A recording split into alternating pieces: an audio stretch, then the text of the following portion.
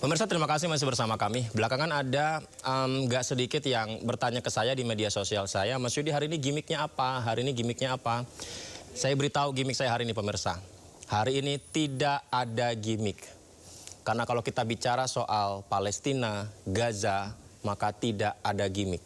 Sudah terlalu lama kita melihat penderitaan warga Palestina, kepedihan, bahkan nyawa melayang yang dialami warga Palestina. Apalagi sakit sekali kita melihat anak-anak yang juga sangat menderita di sana ya. Sehingga yang dibutuhkan adalah kejelasan sikap negara di dunia bahwa kedaulatan, kesejahteraan Palestina adalah mutlak tanpa gimmick-gimmick pemirsa.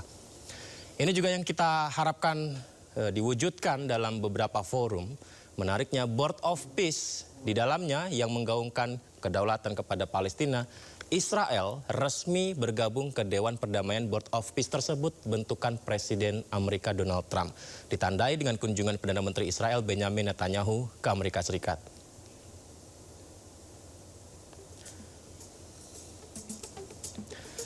Inilah pertemuan Menlu Amerika Serikat Marco Rubio. Netanyahu menandatangani dokumen resmi keanggotaan Israel sebagai bagian dari Dewan Perdamaian Board of Peace bentukan Presiden Amerika Donald Trump. Dokumen ditandatangani sebelum Netanyahu bertemu Trump di Gedung Putih. Salah satu misi Dewan Perdamaian sendiri yakni mengakhiri konflik Gaza. Akan tetapi pemirsa, bendera Palestina hanya ada di meja saya di studio tadi. Tapi di tempat yang kita saksikan ini, Palestina sama sekali tidak dilibatkan dalam dewan itu. Israel sebagai salah satu pihak yang berkonflik justru terlibat sebagai juru penengah. Sementara juru bicara Kementerian Luar Negeri Yvonne Mewengkan menegaskan masuknya Israel ke dalam Dewan Perdamaian tidak menggoyahkan komitmen Indonesia memperjuangkan perdamaian. Kekerasan di Gaza harus dihentikan. Maupun di semua forum yang ada, Indonesia sejak awal menuntut penghentian kekerasan terhadap warga sipil, mengecam pelanggaran hukum internasional, termasuk hukum humaniter internasional yang terjadi di Gaza, akses bantuan kemanusiaan, serta realisasi solusi dua negara. Dalam konteks tersebut, Indonesia melihat pentingnya keterlibatan para pihak yang berkonflik sebagai bagian dari proses menuju perdamaian. Indonesia oleh karenanya akan memanfaatkan keanggotaan di Board of Peace untuk juga aktif mendorong keterlibatan otoritas Palestina dan memastikan seluruh proses tetap berorientasi pada kepentingan Palestina dan menghormati hak-hak dasar rakyat Palestina serta mendorong terwujudnya solusi. Ini adalah sebelumnya ya, di mana kita saksikan Presiden Prabowo Subianto juga menandatangani piagam pembentukan Dewan Perdamaian di Davos, Swiss, tanggal 22 Januari 2026 lalu, bulan lalu. Dewan Perdamaian dibentuk menyelesaikan konflik global dan salah satunya ketegangan di Gaza.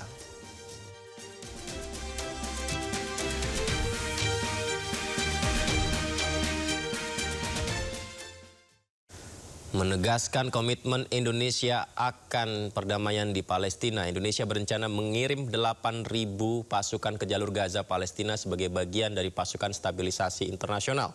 Pasukan ISF merupakan bagian dari upaya Dewan Perdamaian atau Board of Peace bentukan Presiden Amerika Serikat Donald Trump.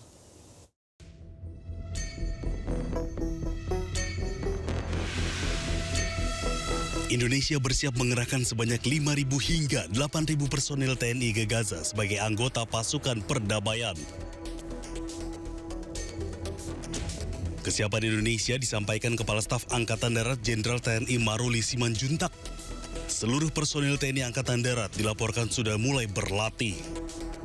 Ya, itu kan masih terus berjalan ya. Jadi kan kami menunggu dari hasil koordinasi ke yang mengkoordinir di Gaza, nanti ke Mabes TNI nanti ke Mabesat memerlukan personil yang berkarakter apa, nanti kami siapkan, begitu. Tapi persiapannya sudah jalan, sudah mulai berlatih orang-orang yang kemungkinan kan kita nanti kan jadi perdamaian. Jadi berarti si jeni, kesehatan, yang seperti itu kami siapkan. Jumlah personilnya spesifik akan di Gaza ya Pak, bukan di Lebanon atau lain? Ya saya belum terlalu ini ya, lebih baik bertanya ke Mabes TNI biar lebih jelas. Kalau kami hanya penyiapan pasukannya saja. Indonesia akan menjadi negara pertama yang akan berkontribusi untuk pasukan stabilisasi internasional atau ISF sesuai dengan rencana perdamaian Presiden Amerika Serikat Donald Trump. Tim Liputan iNews melaporkan. Pemirsa, Indonesia tegas berada di garis terdepan mendukung kemerdekaan Palestina. Namun yang menjadi pertanyaan, kini satu forum dengan Israel dalam dewan yang sama. Diplomasi pun disebut sebagai jalan menjaga asa, namun publik bertanya sejauh mana nih garis antara strategi dan kompromi yang berbahaya. Mampu tidak ya Indonesia menjaga konsistensi dukungannya pada Palestina? Kita harapkan mampu, kita doakan mampu. Atau justru melunakkan sikap yang selama ini dijaga. Kita bahas bersama narasumber kita, juru bicara Amnesty International Indonesia, Hairil Halim. Assalamualaikum, selamat malam Mas Hairil. Waalaikumsalam, selamat malam Mas Yudi. Terima kasih banyak berkenan berbagi di Sindo Prime. Mas Hairil, apakah dalam tanda tangan yang sudah dilakukan oleh Netanyahu tadi, salah satu diantaranya juga adalah berjanji tidak akan ada kekerasan di Palestina, dan mungkinkah itu akan terwujud sehingga tidak ada lagi kekerasan di Gaza di Palestina? Jadi kami meragukan itu sebenarnya karena terlepas dari segala upaya internasional yang telah dilakukan, itu serangan Israel ke Gaza itu masih terus terjadi. Apalagi kita tahu Board of Peace ini adalah bukan forum yang didesain untuk meminta pertanggungjawaban Israel atas kejahatan genosida, atas kejahatan pendudukan ilegal di sana, atas kejahatan kemanusiaan lainnya seperti kejahatan apartheid dan juga segala bentuk pelanggaran HAM yang terjadi di di Palestina sana. Jadi kami ragu, apalagi harusnya Indonesia itu mengambil langkah multilateral seperti mendukung putusan ICJ untuk mendorong proses hukum terhadap kejahatan genosida maupun segala kejahatan pendudukan ilegal Israel di Palestina sana. Jadi ini adalah forum yang salah untuk bagi perjuangan rakyat Palestina, dan sayangnya pemerintah Indonesia memilih untuk bergabung ke sana, dan sampai saat ini kami juga belum bisa memahami sepenuhnya penjelasan dari pemerintah Indonesia mengapa bergabung dengan Board of Peace ini. Mas, Amnesty berkirim surat ke DPR ya, menyoroti soal bergabungnya Indonesia ke BOP, Board of Peace ini. Apa saja yang digarisbawahi Mas di sana, Mas? Jadi kami menggarisbawahi bahwa Indonesia itu memiliki tanggung jawab mandat internasional untuk mendorong proses hukum terhadap Israel atas kejahatan genosida, yang terlebih lagi yang telah berdekade lamanya, yaitu pendudukan ilegal di sana. Itu yang harusnya didorong oleh Indonesia. Oleh karena itu kami mendorong mengirimkan surat kepada DPR untuk agar DPR mengambil fungsinya sebagai check and balance untuk mempertanyakan keputusan politik luar negeri Indonesia ini bergabung dengan Board of Peace. Karena ini keputusan yang penting sesuai dengan mandat konstitusi. Konstitusi kita mengatakan bahwa seharusnya tidak ada lagi penjajahan di atas dunia, dan Indonesia malah ingin duduk satu forum bersama Israel yang melakukan pendudukan ilegal di Palestina. Apakah ini tidak bertentangan dengan konstitusi? Jika alasannya adalah untuk melihat kestabilan dunia internasional, kemudian melihat strategi yang tepat, maka kita mungkin harus mengetahui terlebih dahulu di awalnya seperti apa, mencari gambaran luasnya terlebih dahulu. Apakah itu bisa menjadi pembenaran untuk bergabung di Board of Peace? Saya kira itu bukan suatu pembenaran, karena sangat jelas Board of Peace ini tidak melibatkan Palestina. Bagaimana mungkin upaya rekonstruksi di Palestina ini dilakukan oleh pihak-pihak yang seharusnya bertanggung jawab terhadap segala bentuk kejahatan genosida yang terjadi di sana, dan juga Indonesia berada di dalamnya tanpa mendorong proses hukum terhadap Israel. Jadi agak sulit kita melihat arah Board of Peace ini kedepannya seperti apa. Kami mendengar pada saat tanda tangan pertama di Davos ya, Presiden Prabowo Subianto, di sana juga Donald Trump memberikan rencana jangka panjangnya. Salah satunya adalah membangun ekonomi di Palestina untuk bisa lebih baik lagi dan menghasilkan lapangan pekerjaan. Apakah itu menjadi solusinya, Mas? Saya kira itu bukan solusi. Pembangunan fisik, pembangunan infrastruktur tanpa tanpa membawa perdamaian bagi rakyat Palestina itu itu adalah suatu perdamaian yang semu. Karena bagaimana mungkin kita mencapai perdamaian di Palestina tanpa melibatkan orang Palestina? Itu yang menjadi dasar utama mengapa Board Office ini sangat bermasalah. Karena mencoba untuk melakukan rekonstruksi, mencoba untuk mengatur wilayah Palestina, dalam hal ini Gaza, tanpa melibatkan Palestina sama sekali. Jadi seharusnya Indonesia itu melihat hal ini terlebih dahulu melihat hal ini bahwa ada permasalahan di dalam Board Office ini. Kenapa tidak melibatkan warga Palestina? Oleh karena itu kita melihat bahwa ini lebih kepada membawa agenda-agenda yang nanti condong mengarah kepada kepentingan Amerika dan juga kepentingan Israel di dalam rekonstruksi Gaza ini.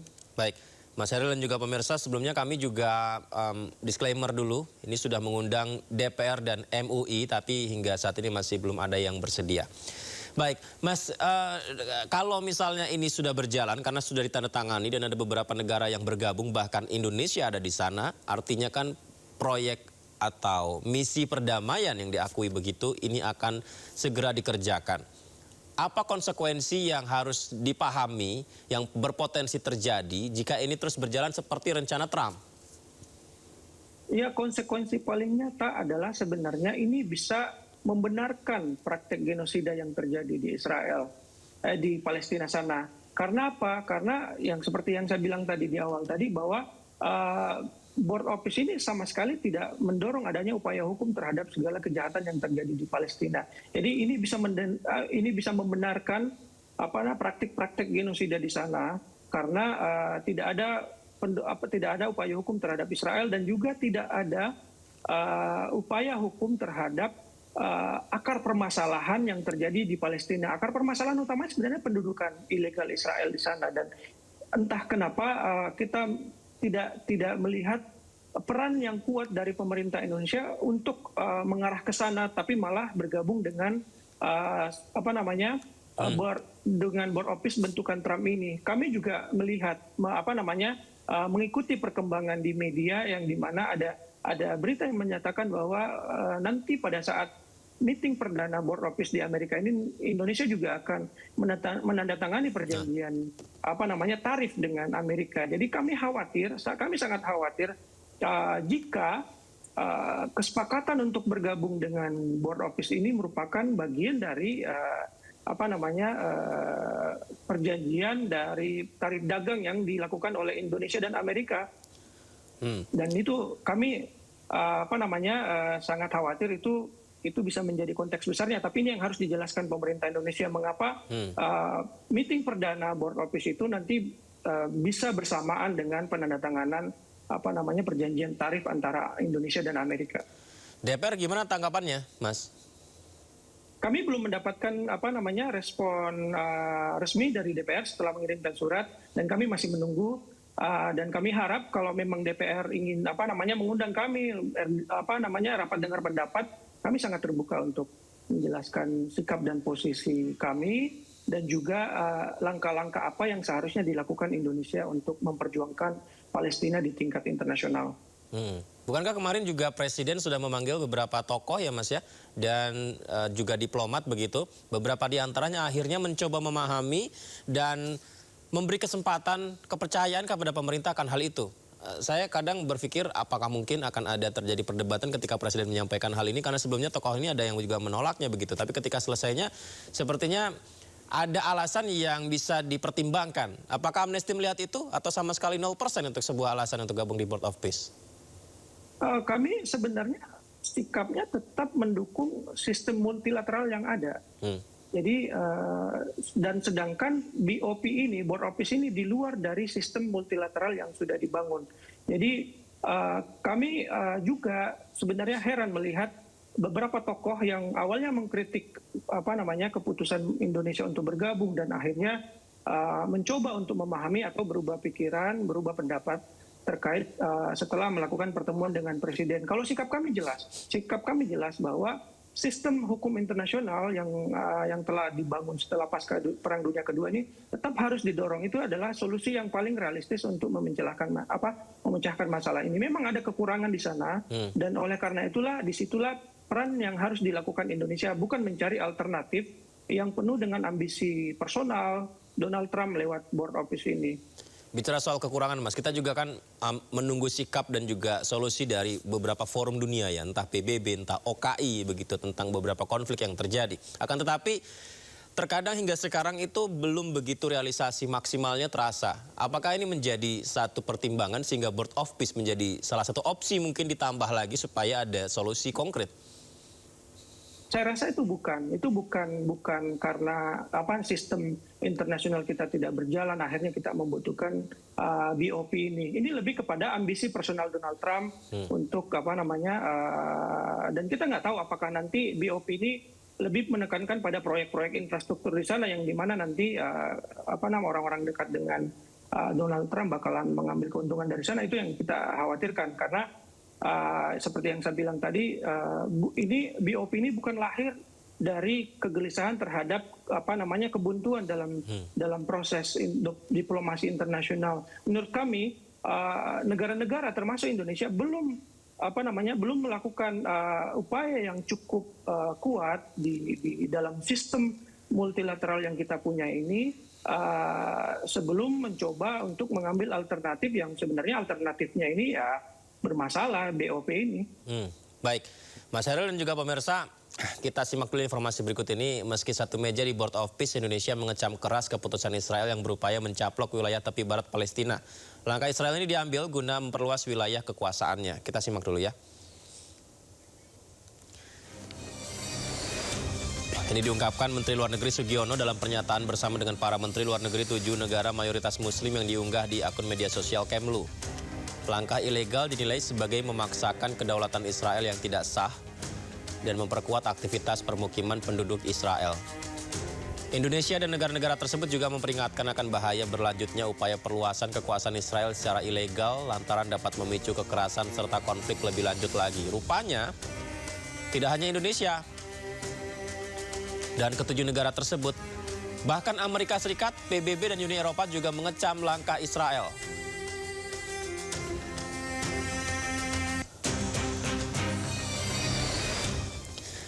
Baik, Mas Hairil, ini seperti dejavu ya, beberapa kali serangan-serangan yang dikecam oleh negara-negara lain.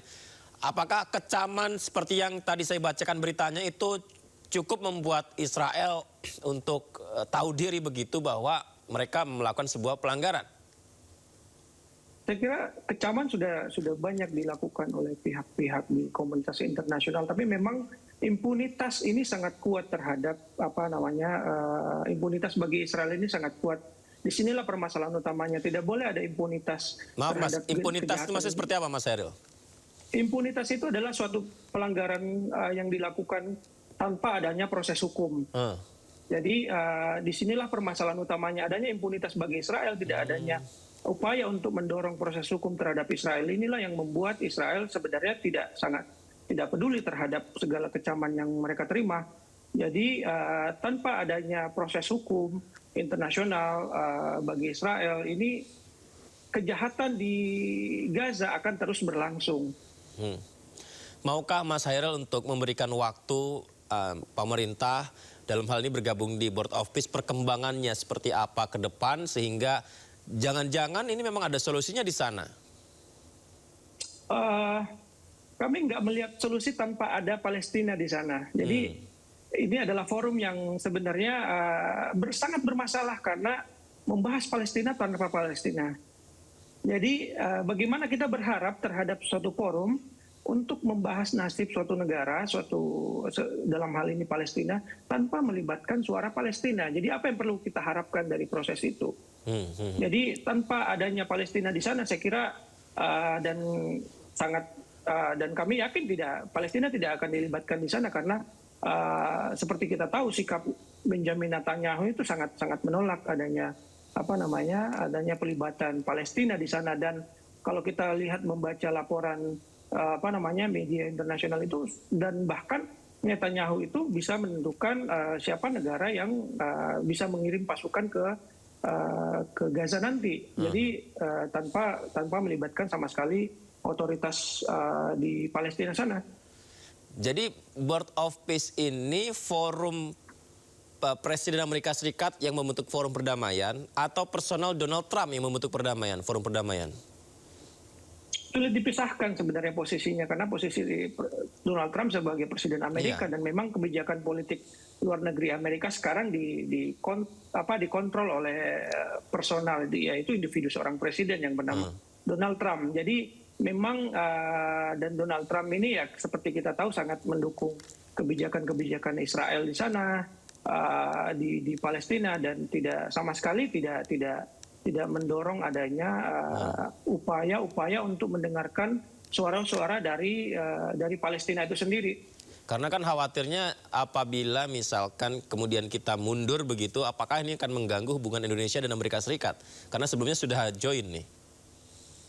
Saya kira tidak begitu berpengaruh kalau memang Indonesia memutuskan untuk meninjau ulang keputusannya tersebut, asalkan itu didasarkan pada pertimbangan bahwa kami menghormati upaya sistem internasional yang ada, oleh karena itu kita menarik diri dan juga fokus untuk melakukan upaya diplomasi internasional lewat forum-forum multilateral yang sudah ada. Salah satunya yang mendorong proses hukum terhadap Israel di ICJ. Baik, Mas Hairul, kita doakan kedaulatan untuk Palestina, kesejahteraan untuk Palestina dan juga kesejahteraan untuk rakyat Indonesia juga ya. Terima kasih Mas Hairul sudah berbagi bersama kami. Sehat selalu Mas Hairul. Assalamualaikum. Selamat malam. Waalaikumsalam.